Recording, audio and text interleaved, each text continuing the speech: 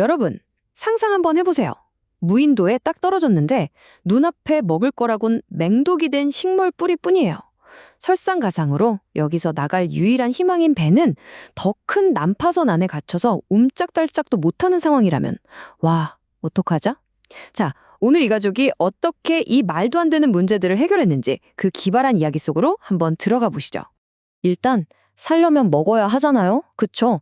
근데 이 가족이 찾아낸 유일한 식량이 글쎄 맹독을 품고 있었던 거예요. 이걸 어떻게 매일 먹는 빵으로 만들 생각을 했을까요? 정말 대단하지 않나요? 자, 먹는 문제가 해결됐다고 쳐도 더 큰 문제가 남아 있었죠. 바로 탈출. 근데 힘들게 만든 배가 글쎄 더 큰 난파선 안에 갇혀버린 거예요.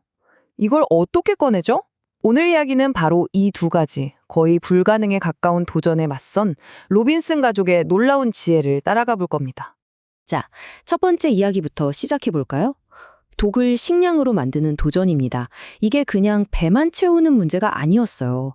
우리가 흔히 먹는 빵 있잖아요. 그 빵을 만든다는 건 이 가족에게는 우리가 여전히 문명인이다 라는 어떤 자존심, 그런 문제였던 거죠. 정말 중요했습니다. 그래서 이 가족이 찾아낸 게 뭐냐면 바로 이 마니옥 뿌리, 우리가 흔히 카사바라고 부르는 식물이에요. 영양은 진짜 풍부한데 문제는 날것새 즙에 청산가리 계열의 맹독이 들어있다는 거였죠. 와, 이거 잘못 먹으면 그냥 끝장인 거예요. 그야말로 양날의 검이었던 셈이죠. 자, 그럼 이 독을 어떻게 제거했을까요?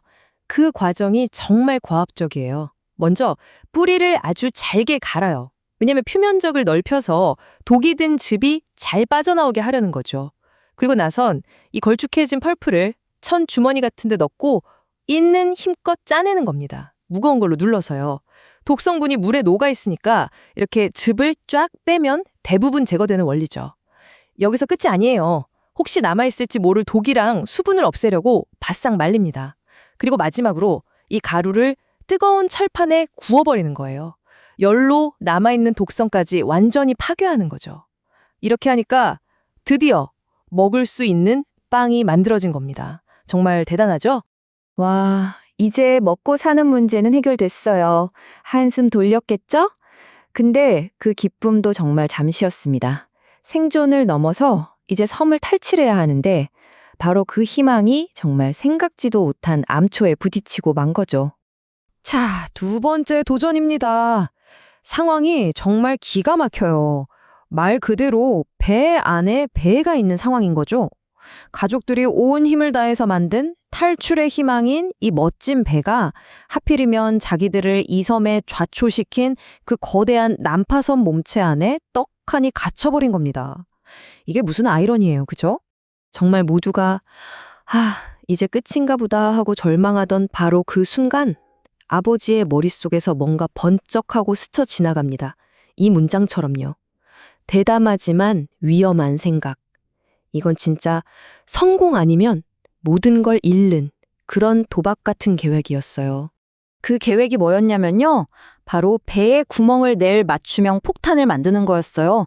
거의 지옥의 기계라고 부를 만한 물건이었죠. 보세요. 튼튼한 박격포에다 화약을 꽉 채워요. 그리고 그 위를 두꺼운 참나무 판자로 덮어서 폭발력이 다른 데로 새지 않고 딱 앞으로만 터져나가게 방향을 잡아주는 거죠. 그리고 이 전체를 쇠사슬로 꽁꽁 묶어서 폭발력을 한 곳에 응축시키는 거예요. 이게 그냥 막무가내로 터뜨리는 게 아니라 굉장히 정밀하게 계산된 공학적인 폭탄이었던 겁니다. 자, 이제 모든 준비는 끝났습니다. 가족들은 안전한 거리까지 배를 저어간 다음에 긴 도화선에 불을 붙여요. 그리고 기다리는 거죠. 상상이 되세요? 그 숨막히는 시간. 모든 게, 정말 모든 게 이 한 번의 폭발에 달려있는 그 순간의 긴장감이요.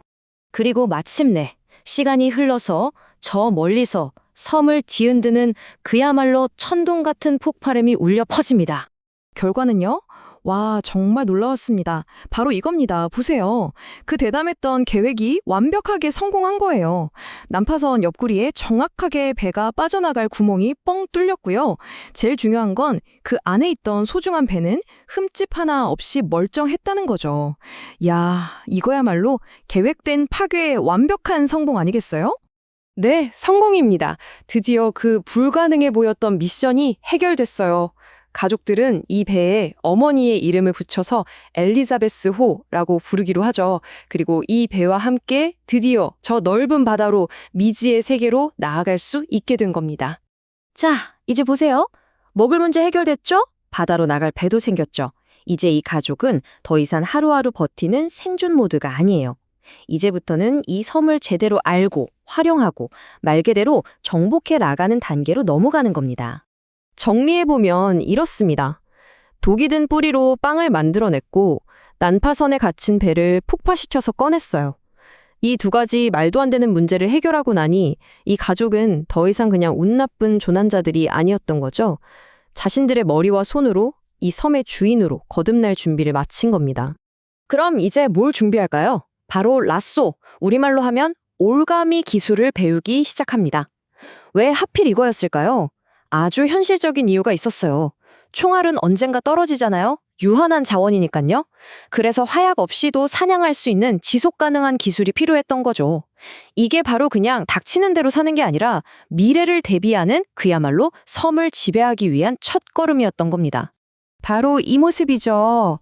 아들들이 올가미 던지는 연습을 하는 이 모습이야말로 이 가족의 변화를 딱 보여주는 상징적인 장면이에요. 더 이상 어쩔 수 없이 환경에 끌려다니는 게 아니라 이제는 먼저 한 발 나아가서 새로운 기술을 익히고 미래를 준비하면서 이 환경을 주도해 나가기 시작한 겁니다. 이 로빈슨 가족의 이야기가 결국 우리에게 이런 질문을 던지는 것 같아요. 자, 이제 먹고 사는 문제는 해결됐다. 그럼 인간은 그 다음에 뭘 향해 나아갈까?